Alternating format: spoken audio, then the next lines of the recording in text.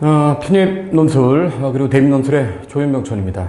저는 현재 강남 러셀 그리고 대치 러셀 목동 토마스 하이 논술 그리고 부천의 리드슨 하이 논술에서 대입과 편입 논술을 가르치고 있고, 특히 편입 논술은 올해의 경우에는 대면으로 수업하는 것이 어려워서 일단 화상 강의를 하고 있는데요. 화상 강의가 지금 2주차 시행을 하고 있는데 처음에 어색했는데 지금 하다 보니까 제가 유튜브 라이브하고 결합을 해서 유튜브에서 한쪽 보고 그 다음에 줌으로 수업의 과정을 같이 볼 수 있도록 하고, 자료도 줌으로 보니까 학생들이 뭐 쉽게 잘 따라하는 것 같습니다. 이제 우리가 현강과 그 다음에 화상 강의의 차이점은, 현강 같은 경우는 글 쓰는 시간이 좀 주어지죠. 뭐 1시간 정도. 그리고 그때 이제 대면 첨삭을 하게 되는데, 화상 강의는 대면 첨삭하는 시간을 빼고 그 다음에 2시간 동안 계속 수업을 하고, 수업하는 과정에서 학생들이 쓴 글에 대해서 공개평가하고, 그 다음에 대면 첨삭을 하지 못하는 부분은 이제 선생님 카페에서 같이 하다 보니까 무리 없이 잘 진행하고 있는 것 같습니다. 학생들의 반응도 괜찮고. 그래서 편입 논술을 여러분들이 고민하고 있는데, 이거 아무래도 학원에 가기에는 좀 뭔가 부담스럽고, 그리고 또 안 가기도 좀 애매하고, 이런 친구들은 선생님 블로그, 그 다음에 유튜브 밑에다가 댓글을 달아주시면은요, 선생님이 그쪽에 이제 전화번호를 줘서 상담을 하니까 상담을 통해서 여러분들에게 맞는 수업인가 확인해 보고, 그 다음에 올해 12월 또 말에 편입논술 연세대학교와 고려대학교가 있으니까 잘 따라와 주면은 뭐 좋은 결과가 있을 거라고 봅니다. 일단은 선생님 모르는 사람들이 있을 테니까 당연히 선생님 조윤병천이고요. 2011년에서 2018년까지 김영 편입에서 학생들을 가르쳤고, 그 2011년에서 18년까지 또 연세대학교 전체 합격자 1위. 그래서 합격자로 보통 강사는 스스로를 증명한다, 이렇게 말씀드리면 될 것 같고요. 자, 그래서 여기 보면은 이게 작년 건데, 작년에도 역시 마찬가지로 1차 7, 8, 9, 10, 11, 12 이렇게 됐네요. 1차는 12명. 근데 여러분들이 이 내용을 보면은 1차 12명이 어떤 사람한테는 굉장히 많을 수도 있고, 또 어떤 사람에게는 그래도 많을 수가 있습니다. 작년에 선생님이 가르쳤던 학생들이 볼 수도 있으니까 보면 알겠지만은, 작년에 제가 이제 딱 한 클래스, 그것도 7월 달인가, 6월이구나. 6월 달에 시작을 했었는데, 처음에는 뭐 4명, 그 이제 맨 마지막에 꾸준하게 들었던 친구들은 한 12명, 그 다음에 클래스가 많아졌을 때가 한 30명 정도 되는데, 일단 평균 수강생을 보면은 합격률이 압도적으로 많다. 물론 최종 합격자도 6명입니다. 여기 자소서까지 선생님이 끝까지 첨삭을 해주기 때문에, 그래서 합격자를 만든다는 거는, 내가 이런 거 있죠. 가끔 가다 보면은 인터넷에서 이제 개별 첨삭만을 쭉 하다가 합격자를 올리는 친구들이 있는데, 이제 합격을 했다라고 하는 것은 내가 몇 명을 가르쳤고 그 중에서 또 몇 명을 붙였는지가 굉장히 중요합니다. 여기 이제 신입학 전형 올라가지 않았는데, 신입학 전형에서도 연세대학교 3명, 그리고 이제 주요 대학을 아직 정리를 하지 않았는데, 다음 시간에 제가 정리해서 여러분과 같이 한번 볼 겁니다. 그럼 이제 신입학 전형이든 그다음 편입학 전형이든 압도적 합격자를 배출했다, 이렇게 보시면 될 것 같고, 여기에는 이제 경력들이 쭉 나와 있습니다. 제가 2003년도부터, 여기 잘 안 보일 것 같은데 뭐 제가 말로 하는 거는 우리가 다 들을 수 있으니까, 2003년에서 시작해서 여기 2017년까지 나와 있죠. 지금 2020년이죠. 20년이니까 거의 17년 정도, 18년 정도 논술을 했다. 여기 보면 이투스,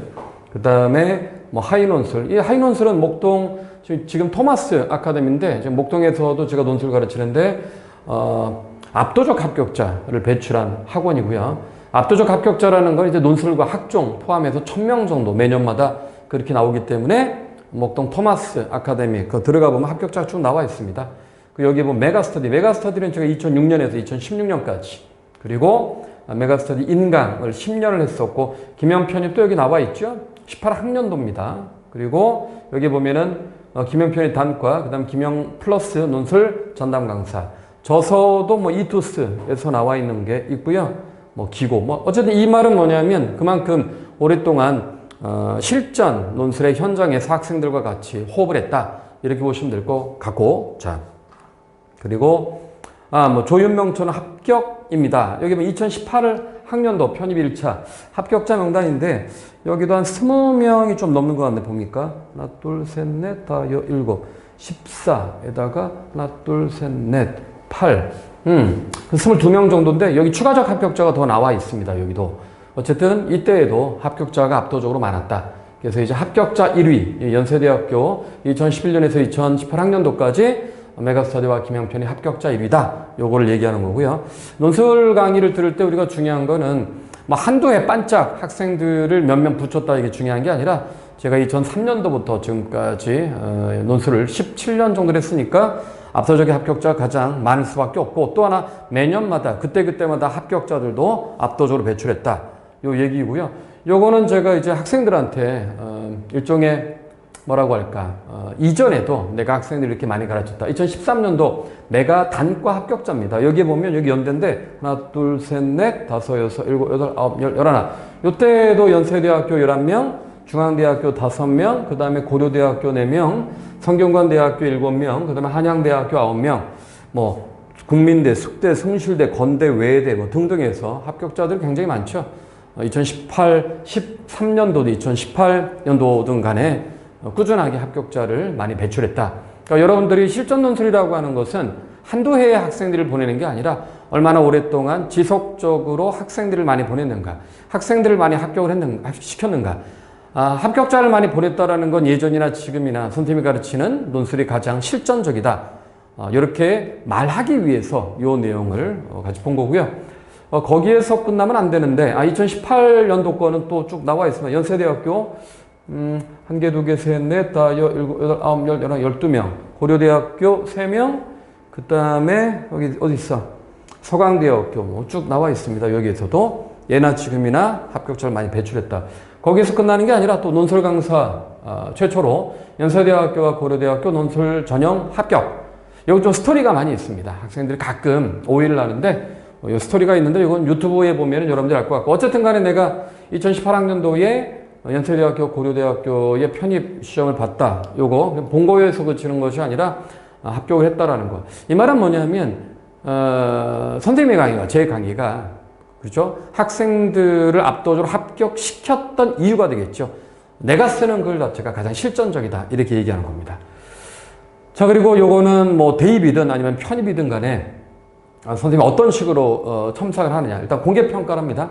공개평가라는 건 수강생들의 글을 다 모아서 복사해서 나눠준 다음에 각각의 수강생의 글의 장점과 단점을 분석해서 장점들은 같이 공유하고 단점들은 문제점을 이제 보완해야 되니까 그 보완해서 서로가 자기 글이 갖고 있는 문제점들을 교정하는 과정에서 좋은 답안이 무엇인가 대학에서 원하는 답안이 무엇인가 요거를 같이 공유하는 거죠. 그런 훈련이 합격자들이 매년마다 가장 도움이 많이 됐다라고 얘기하는 게 바로 이 공개평가입니다. 뭐 대면 첨삭 이렇게 다정한 모습으로 대면 첨삭하는데 요즘은 노노 이거 하면 안 되죠. 그지? 그 다음에 온라인 첨삭 조윤명천 논술교실에 들어가면은 여기에서 제가 이제 화상 강의에서는 여기에 화상 강의 뭐 유료 강좌라고 올려놓은 게 있습니다. 거기에서 학생들의 글을 지금 받고 그 다음에 그걸로 가지고 공개평가하고 뭐 게시판에서 대면 첨삭도 하고 게시판에서 대면이 아니지 그러면 게시판에서 1:1 첨삭도 하고 그 과정을 통해서 학생들의 글에 대한 문제점들 보완해 나가고 있다. 이렇게 보시면 됩니다. 그래서 이제 우리가 지난 시간에 연세대학교 기출문제 했었고 지난 시간에도 역시 기출문제 같이 분석을 했었는데요. 오늘은 어디를 볼 거냐면 2014년도에 연세대학교의 인문사회가 이때 공통이었어. 그래서 오늘은 2번 문제 같이 보려고 합니다. 2번 문제는 어느 거냐 하면은 여기 아니구나. 수치시 말고 요 다음 거 2015년도입니다. 15년도 기출문제 고통. 우리가 지난 시간에 고통에 해당되는 비교를 했었어. 자, 연세대학교든 고려대학교든 혹은 대부분의 주요 대학교에서 논술을 보는 신입학 전형에서 비교에서 가장 중요한 거는 하나의 주제에 대한 각각의 제시문에 무엇 관점의 차이가 있어. 이 관점의 차이를 찾아내는 것에서 끝나는 것이 아니라 그 관점의 차이에 내포된 의미까지 분석하는 거. 이게 중요한데 대부분의 강사들이 이런 거 얘기할 때 그냥 단순하게 본문에 나와 있는 내용을 정리를 하라고 하는데 정리만 하게 되면 대학도 여러분을 가볍게 정리할 수 있어. 무슨 말이냐면 비교는 요약이 아니다. 비교는 요약이 아니지. 비교는 뭐냐면 핵심적인 쟁점을 뽑았다면 뽑은 쟁점에서 차이를 내가 도출하고 그 차이를 구체적으로 분석을 해줘야 돼. 이걸 우리가 추론이라고 하죠. 그래서 비교는 추론입니다. 이 추론이라는 건 설명이지. 그래서 차이를 설명해 준다. 이 차이를 설명해 주는 것을 이해하지 못하면은 우리가 신입학 전형이든 아니면 편입학 전형이든 논술이 의도하는 것을 이해하지 못하는 것이다. 이렇게 볼 수가 있습니다. 그래서 지난 시간에 요거 했었고 오늘은 우리가 할 게 뭐냐면 2015 기출문제 요거 2번 문제입니다. 2번 문제를 보면 논제를 볼까? 논제를 보면 제이시문 라가 말하는 비판의 윤리를 설명하고 이를 토대로 제이시문 마의 상황을 분석 평가하시오. 이렇게 되어 있습니다. 제이시문 마의 상황을 분석 평가해라.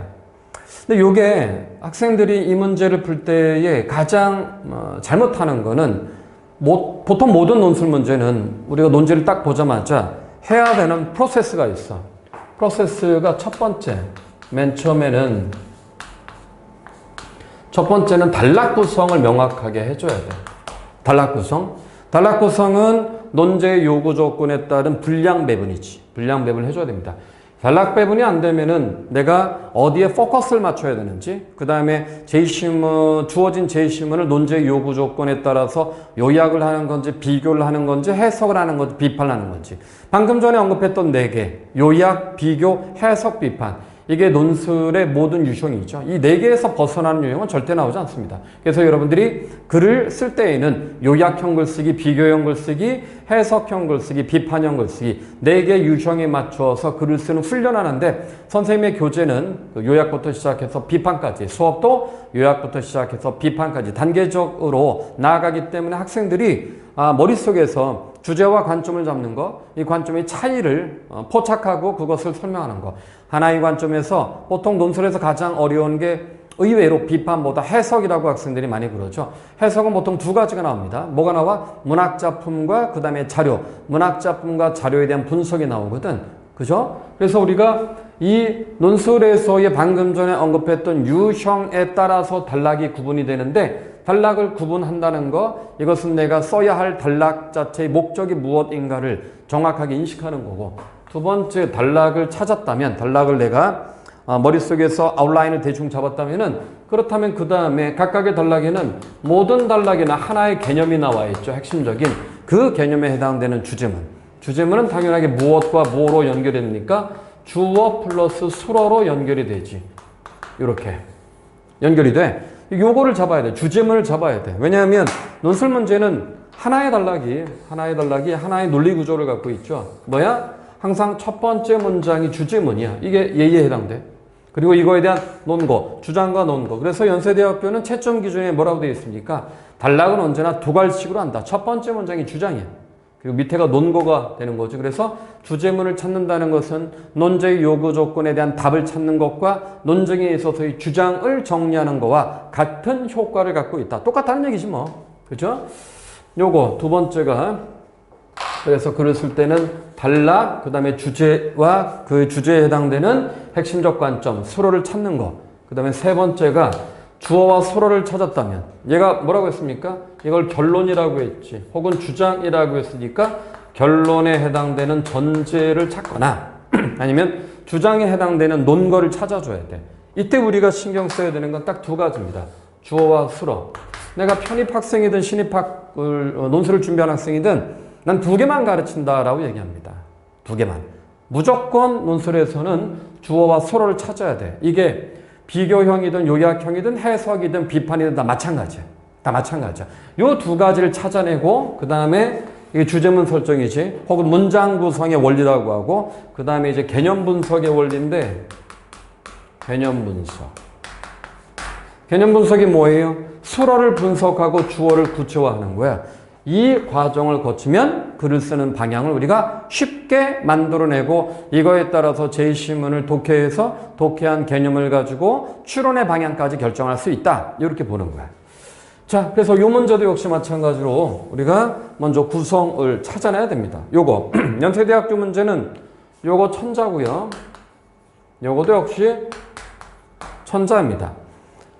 신입학 전형은 작년에 유형이 바뀌었죠. 편입학 전형은 유형이 바뀌지 않았습니다. 무슨 말이냐면 편입학 전형에서 2015년도부터 실시했던 사회계열의 유형이 신입학 전형에 작년에 바뀌었던 유형이 같거든. 그래서 비슷한 유형이 당연히 나오겠지. 그래서 우리가 신입학 전형을 준비하는 친구들도 2014년 이후에 연세대학교의 사회계열 편입학 문제를 준비하게 되면 신입학 전형의 기출 문제, 작년에 나왔던 문제가 좀 다르니까 기출 문제와 연관된 문제를 풀 수 있다. 이렇게 보면 되겠고, 자, 천자야. 그러면 천자면 이걸 구성을 잡아야 된다고 했죠. 여기 보면 볼까? 라가 말하는 비판의 윤리를 설명하고, 요 놈이죠. 라가 말하는 비판의 윤리를 설명하고, 이를 토대로 제2신문 마의 상황을 분석하고 평가해라. 자, 설명하고 분석하고 평가해라. 이렇게 되어 있지. 그러면 이걸 먼저 틀을 잡아야 돼. 포맷을 잡아야 돼. 그래서 이렇게 항상 글을 쓸 때는 전체의 틀을 잡아줘야지만 내가 써야 될 글의 방향이 정확해진다고 했습니다. 그래서 앞부분에 제2신문 라에서 비판의 윤리를 정리하고 요거 대략 200자 그리고 난 다음에 비판의 윤리에 따라서 제2신문 마의 상황을 분석 평가하는 거야. 우리가 앞부분에서 앞 강의에서 여기까지는 했습니다. 내가 리마인드 하기 위해서 이걸 다시 하는 건데, 자, 이때 제2신문 라를 기반으로 해서 제2신문 마의 상황, 마는요 딱 세 가지가 나옵니다. 제2신문 마에서 우리가 신경을 써야 되는 상황이라고 하는 것은 뭐냐면 비판의 윤리에 해당되는 상황이지. 이 이론형 제2신문에 해당되는 대상들을 명확하게 찾아내지 못하면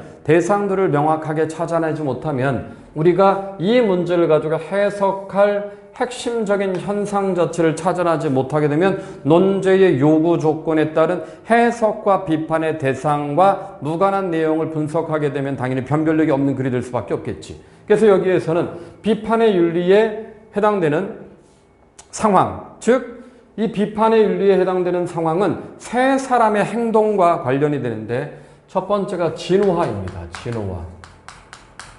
그 다음에 두 번째가 공산당, 여성 공산당원. 그 다음에 시아버지. 이렇게 돼. 이렇게 되는데 여러분들이 이 문제를 풀려면은 뭘 했어야 되냐면 일단은 비판의 윤리에 해당되는 내용에 적용되는 세 사람의 행동 자체를 명확하게 포착하지 못하면 안 되는데 이렇게 분량을 보면은 이게 대략 300자가 될 거야.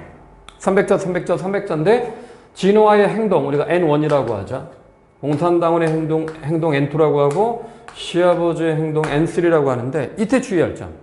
해석 추론에서 해석의 대상이 되는 요 현상들은 짧게 써줘야 됩니다. 짧게 써줘야 돼.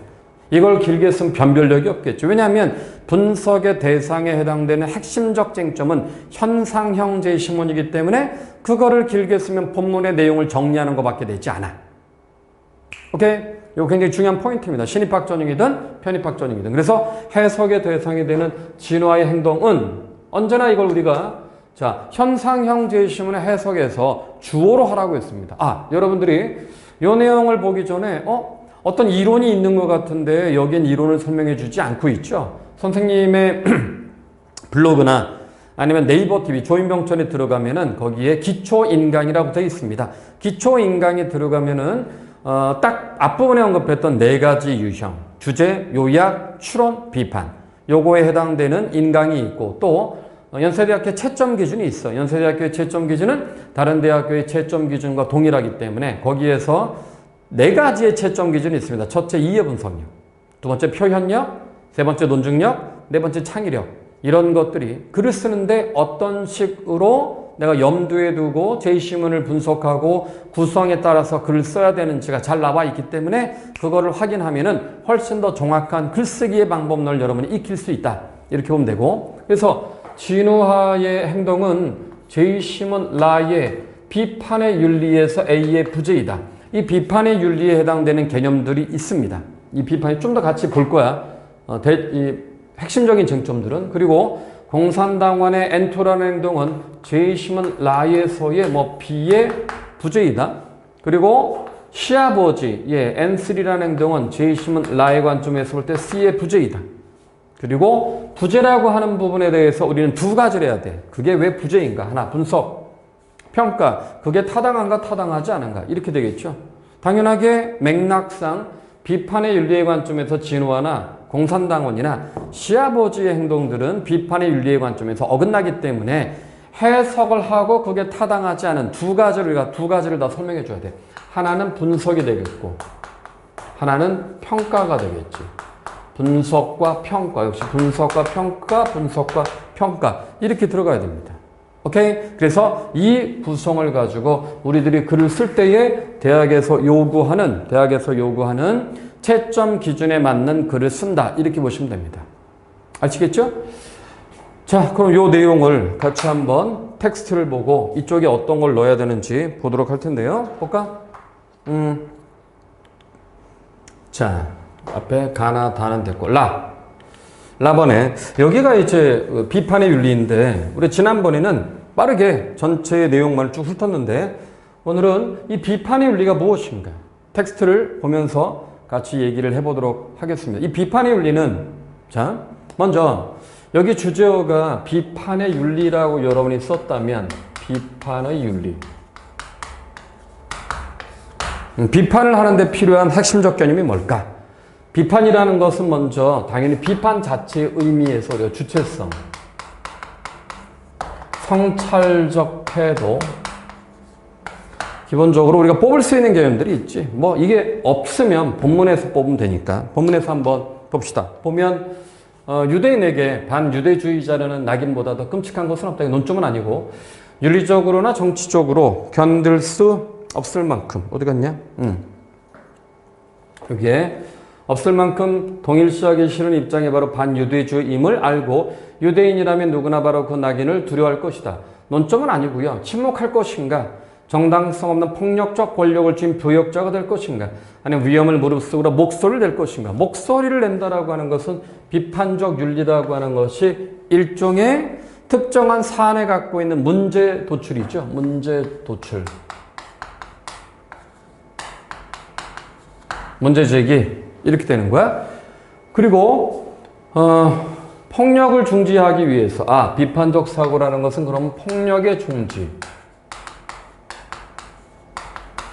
폭력의 중지의 개념도 이 안에 들어갈 수 있고 그리고 요즘 이스라엘의 폭력적 대외 정책 비판하는 유대인들의 노력은 바로 그런 에토스, 그런 그 비판적 사고에서 그러한 정신에서 유래한다는 것이 나의 주장이고 그 비판이 종종 과거와 현재의 유대인이 겪을 고통에 무감각한 모습으로 비춰진다 해도 비판의 윤리를 만드는 것은 그와 같은 고통의 경험이다.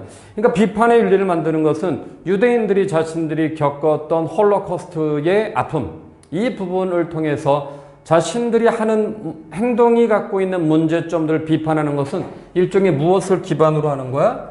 자, 폭력 중지, 그 다음에 공감을 기반으로 하는 거겠지. 그죠? 공감을 기반으로 한다 해서 우리는 추가적인 추론이 나올 수 있어. 공감을 기반으로 하는 건 일종의 타인과 자기 자신이 갖고 있는 상황을 동일시하는 거죠. 역지사지의 관점.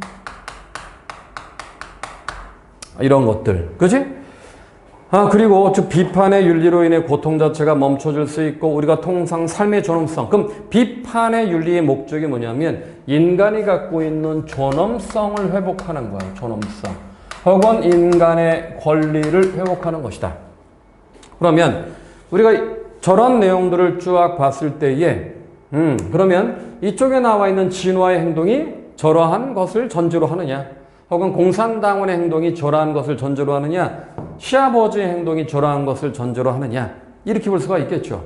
그래서 이걸 가지고 뒤에 나와 있는 진우와의 스토리를 보면서 진우와의 스토리에서 갖고 있는 문제점들을 도출해 줘야 된다. 이렇게 보면 되는 거야.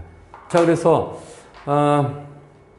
여기 제시문 마에 보면 이런 걸 우리가 이제 이론형 제시문이 아니라 현상형 제시문이죠. 일종의 문학 작품 같은 스토리텔링이야. 그 스토리텔링이기 때문에 이 스토리텔링에서 모든 내용들을 내가 다 갖고 오는 것이 아니라 이 중에 쟁점에 해당되는 것들만 갖고 와야 되는 거야. 쟁점에 해당되는 거. 그래서 아까 얘기했던 것처럼 쟁점, 현상이죠. 그 다음에 개념 규정, 분석. 쟁점, 개념 규정, 분석, 쟁점, 개념 규정, 분석. 이 틀을 유지해서 글을 쓰는 것이 여러분들이 글을 쓸 때에 대학에서 요구하는 구성에 맞는, 추론의 방향에 맞는 글쓰기다. 이렇게 보셔야 돼. 그래서 내용을 한번 볼까? 미국의 언론인 잭 벨든이 1949년, 이게 이제 중국에서는 문화혁명 당시를 얘기하는 거겠죠. 공산당이 장악하고 있던 지역에서 벌어진 상황을 상세히 기술했다. 그 가운데 어떤 구두쇠 노인의 집으로 시집간 진우아라는 젊은 여인에 대한 이야기. 아직은 쟁점이 나오지 않았어.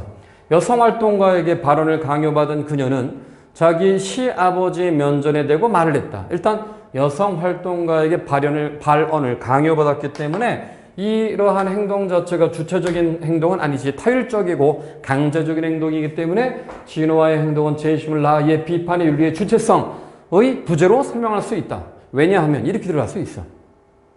오케이? 그리고 나는 아버님 댁으로 시집을 왔어요. 하지만 내가 먹을 거라곤 수수한 털밖에 없었죠. 겨울에도 입을 옷이 없었고 지난 5년 동안 아버님이 저를 얼마나 혹독하게 돼 있는지. 자, 이때 이건 이제 시아버지의 문제가 될 수 있지. 시아버지가 진우아를 어떻게 대했습니까? 인간으로 대한 것이 아니라 철저하게 하나의 대상으로 되었기 때문에 이건 뭐라고 볼 수 있습니까? 공감의 부재. 이렇게 할 수 있는 거야. 공감의 부재. 그리고 아버님 때문에 많은 고통을 겪었다. 하지만 이제 두 번 다시 그런 고통 겪지 않을 것이다. 여기에서는 자기가 갖고 있는 고통에 대한 인식인 거지. 오랫동안 하고 싶은 말을 억눌러 왔던 진우아에게 자세히 모든 것을 털어놓을 기회가 주어졌다. 그렇죠. 일종의 폭로지, 폭로. 폭로까지는 비판의 윤리의 관점이 맞아. 그러나 여러 여인들 가운데 한 명이 진우아의 말을 더 듣고 있느니 차라리 뻔뻔한 노인의 얼굴에 가래침을 뱉었다. 근데 이 가래침을 뱉는 행위, 이게 일종의 공산당 당원, 여성들이 하는 행위와 연결이 되는 거거든. 그러면 여성 공산당원이 진우아의 시아버지에게 침을 뱉는 행위는 제시문 라의 관점에서 볼 때 고통의 뭡니까?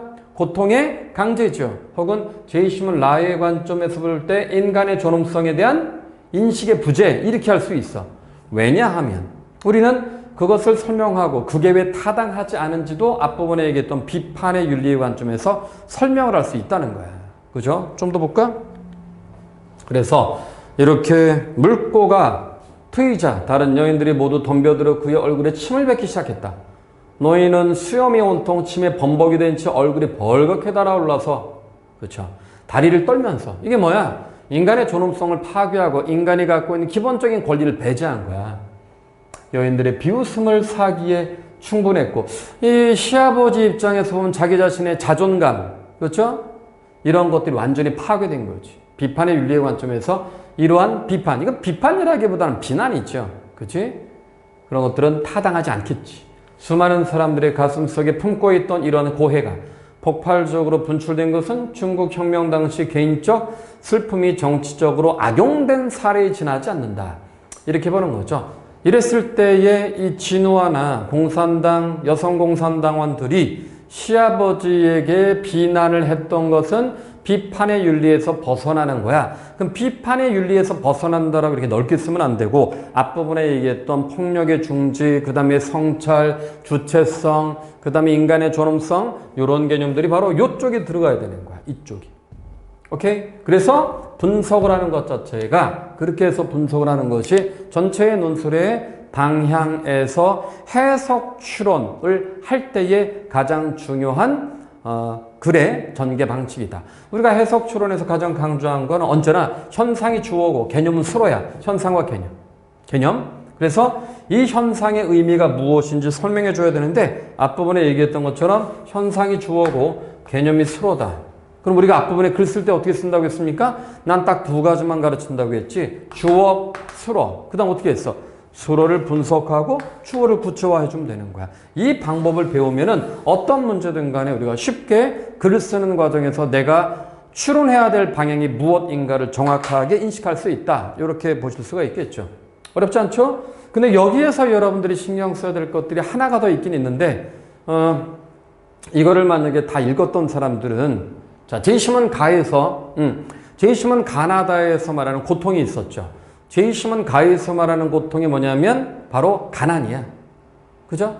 그러면은 이쪽에 나와 있는 진화가 겪었던 고통 중에 하나가 바로 생존에 대한 위협으로서의 가난이야. 제이시먼 나에서의 고통이 뭐였습니까? 1번 문제에서 제이시먼 나에서의 고통이 뭐였어? 제이시먼 나에서의 고통은 아우슈비츠 수용소에서 유대인들이 배설물 속에서 비인간화가 되는 과정이지. 이거 뭐하고 비슷해? 시아버지가 침을 맞고 있지. 그럼 시아버지가 느끼는 고통은 바로 그런 비인간화야. 맞죠? 그럼 제이시먼 다, 이 문제 앞부분에서 제이시먼 다에서 나타나는 고통이라는 건 전쟁의 상황에서 사람들이 느끼는 일상적 가치의 훼손이야. 여기는 그거와 연결되는 게 뭐야? 여성 공산당원들이 시아버지에게 침을 뱉는 행위. 일상적으로는 그게 허용이 되지 않죠. 바로 그러한 전쟁과 같은 문화혁명의 혼란의 시기에 사람들이 생각했던 루틴한 일상적인 삶의 가치가 변화되는 것이 고통이다. 오케이? 그런 고통과 연결해서 비판의 윤리를 풀어줬다면 여러분의 글은 정말 좋은 글이 될 수 있겠죠. 단순하게 1번 문제와 2번 문제를 분리해서 보는 것이 아니라 모든 논술 문제는 1번 문제와 2번 문제가 연결될 가능성이 높기 때문에 그런 것까지 인식하고 이 문제를 풀었다면 압도적으로 여러분들의 글이 변별력 있는 글이 됐을 것이다. 이렇게 볼 수가 있을 것 같습니다. 아시겠죠? 자, 오늘 역시 마찬가지로 편입 논술 2015년도 거 2번 문제를 좀 더 구체적으로 봤는데 다음 시간에 2016년도 거 내용들을 2016년도 거나 2015학년도 거 인문사회가 같았으니까 2016년도 거 같이 한번 보도록 하겠고요. 신입학 전형 것도 우리가 같이 할 겁니다. 신입학 전형의 논술 문제 또 같이 할 테니까 특히 연대를 보는 친구들은 이 내용을 통해서 연세대학교 논술에서 가장 중요하게 생각하는 것이 역시 그럼 추론이구나. 그럼 추론이라는 게 무엇인가? 비교 추론, 해석 추론, 비판 추론. 이 부분에 대한 정확한 이해를 갖고 있어야지만 여러분의 글의 변별력이 높아질 수가 있다. 이렇게 볼 수 있을 것 같습니다. 아시겠죠? 자, 오케이. 지금까지 강남 러셀, 대치 러셀, 목동 토마스 하이 논술, 그 다음에 부천의 리드슨 하이 논술에서 대입 논술과 편입 논술을 함께 가르치고 있는 조윤병천이었고요. 우리 다음 시간에 또 계속 진행해 나가도록 하겠습니다. 감사합니다.